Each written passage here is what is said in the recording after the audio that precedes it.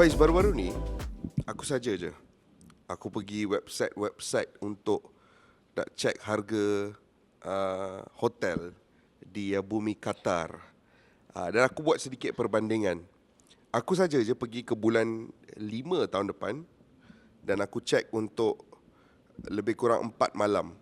Average harga hotel total untuk 4 malam di Doha, Qatar adalah lebih kurang 1,500 hingga 2,000 ringgit untuk ke 4 malam total. Majoriti hotel yang sama. Hujung tahun ini, bila aku cek harga untuk 4 malam juga di tempoh Piala Dunia, range dia adalah 25,000 hingga 30,000 ringgit. Itu adalah satu peningkatan mendadak yang lebih daripada 1,000%. yang sepatutnya tak masuk akal. Tapi hang tahu kenapa aku faham benda tu? Kenapa? Sebab Qatar adalah sebuah negara yang kecil and the smallest country to have hosted the World Cup. Negara terkecil yang bakal menjadi tuan rumah Piala Dunia. And benda yang hang kena tengok juxtaposition ni 4 tahun lepas Piala Dunia diadakan di negara terbesar yang pernah host the World Cup. 4 tahun kemudiannya, ini adalah negara terkecil that has ever hosted the World Cup. Population lebih kurang 3 juta. Size of the country tak begitu besar, tetapi yang lebih mendadak adalah realiti bahawa majority of the country adalah masih lagi padang pasir. The developed areas tu not very big, agak kecil. And in a small area, Qatar akan cuba melakukan sesuatu yang belum pernah dilakukan oleh sesiapa sahaja. Kalau berlaku dengan baik, ini boleh menjadi antara Piala Dunia paling unik yang pernah kita tengok. Tetapi kalau ada masalah-masalah logistik dan perkara-perkara lain yang timbul, ini mungkin ada potensi untuk menjadi ibarat Fire Festival yang kita tengok dokumentari di Netflix. Mungkin tak seteruk Fire Festival lah. Tapi aku rasa perkara tu yang aku nak sentuh dengan Hang Faiz. Bagaimana sebuah negara sekecil Qatar akan logistically handle 64 perlawanan. 64 kan? 64 perlawanan dan juga dengan peningkatan populasi sebanyak 1.5 juta untuk tempoh masa 1 bulan. Macam mana kita nak handle benda tu? Macam mana Qatar akan handle benda tu? Ini menjadi kerisauan the football fraternity of the West dalam masa 12 tahun kebelakangan ni semenjak kali pertama Qatar diumumkan sebagai tuan rumah Piala Dunia 2022. Dan aku rasa kerisauan itu berasas kerana 12 tahun lepas lagilah tak ada apa kat Qatar tu kan. Atas basis apa yang kau dianugerahkan di Qatar? Dia ibarat Jarul nak buat Fire Festival Jarul di sebuah island yang tak ada apa-apa. Ya, dia macam too good to be true.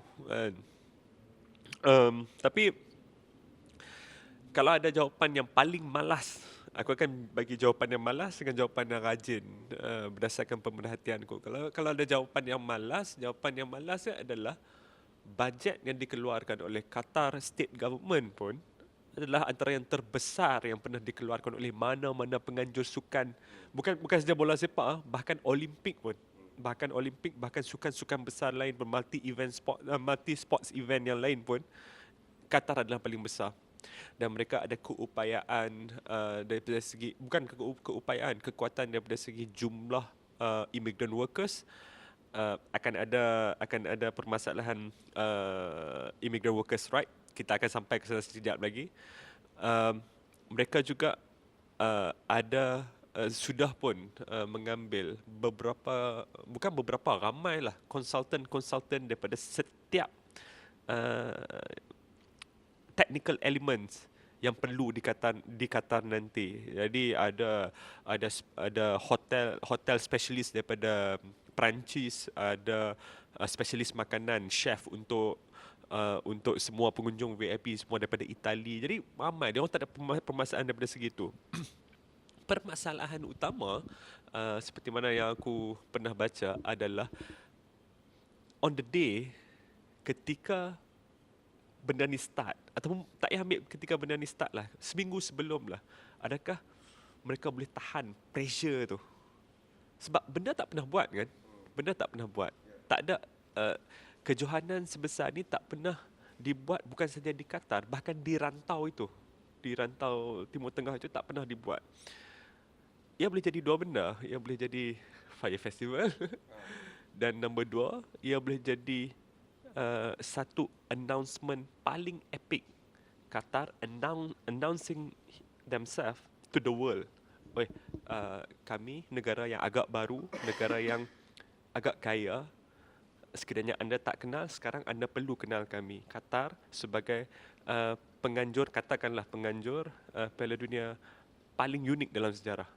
Benda boleh jadi two ways kan.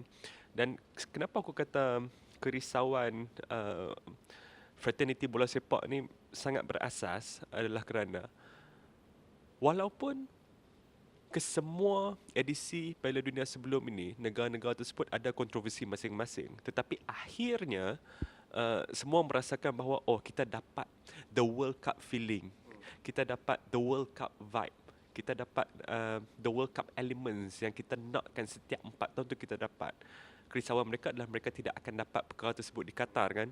Tetapi itu adalah sangat subjektif dan hanya boleh dihakimi setelah Piala Dunia ni berlangsung, kan?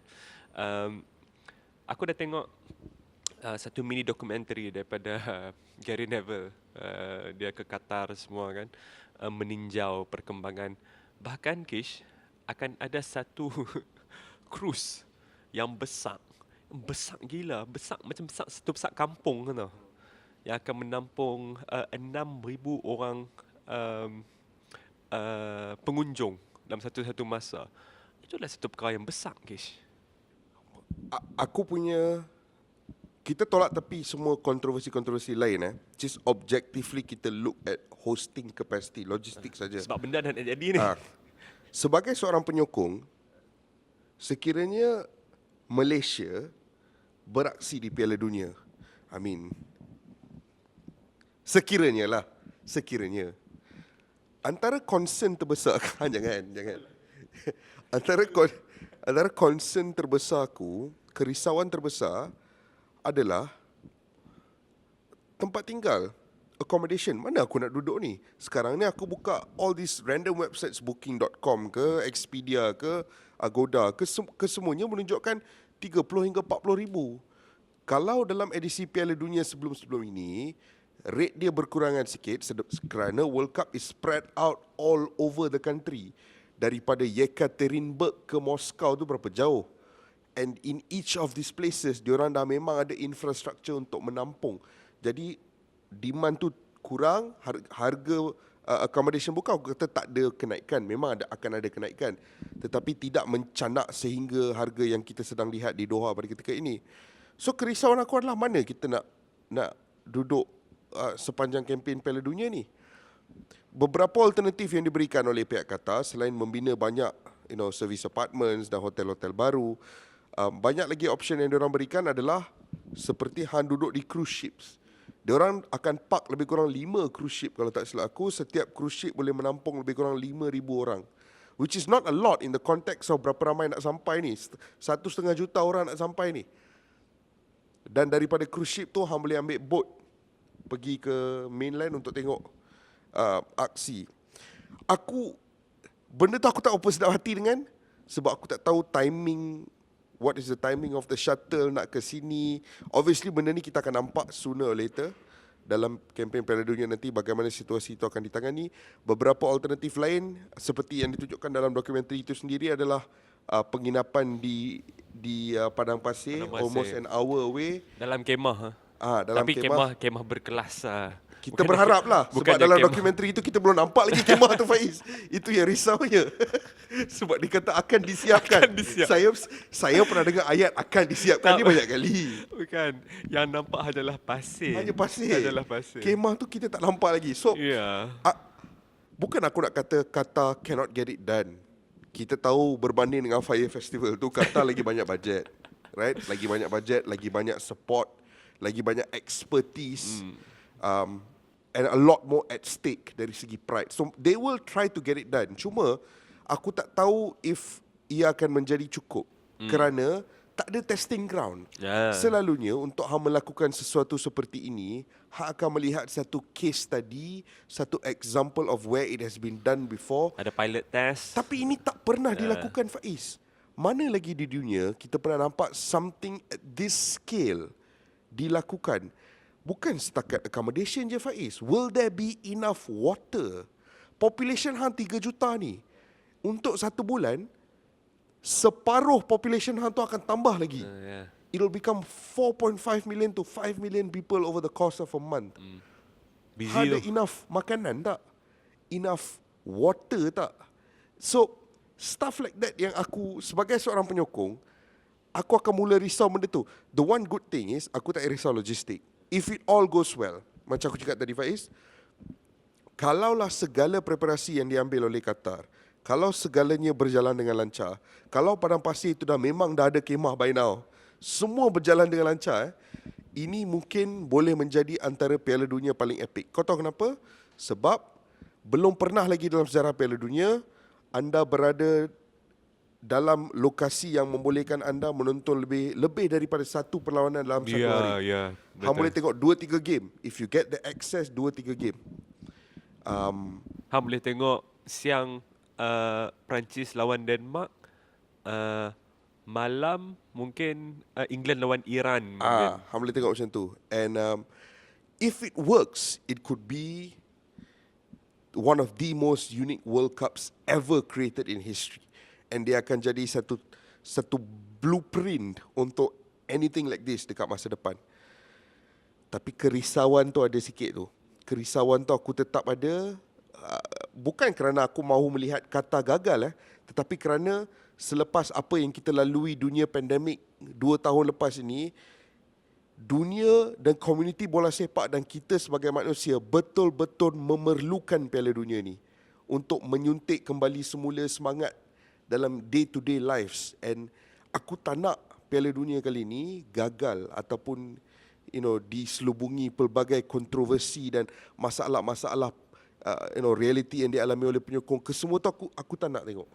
Sebelum ni, setiap penganjur akan ada raptai penuh Confederation Cup yang akan berlangsung setahun sebelum, Yes. kan? Tetapi Qatar tidak mendapat kesempatan tersebut kerana ialah dengan pandemik yang baru saja berakhir, kan? Tetapi mungkin saja, mungkin ini boleh jadi salah satu penganjuran Piala Dunia terbaik dalam sejarah. Mungkin saja, kita tak tolak kemungkinan tersebut, kan? Mungkin dia boleh jadi yang terbaik. Mungkin Qatar boleh tunjukkan bahawa kalau anda sebuah negara yang kecil, ini adalah cara dia untuk buat World Cup. Mungkin dia akan jadi satu World Cup yang sustainable. Segala kemah tadi ni yang selepas orang pulang daripada Qatar selepas habis Piala Dunia tak digunakan, boleh senang untuk dihapuskan ke apa ke, boleh jadi satu model yang lain juga. Tetapi misteri akan kekal misteri, Kish. Hanya boleh dirungkaikan ketika dan selepas Piala Dunia ni berlangsung. Setuju.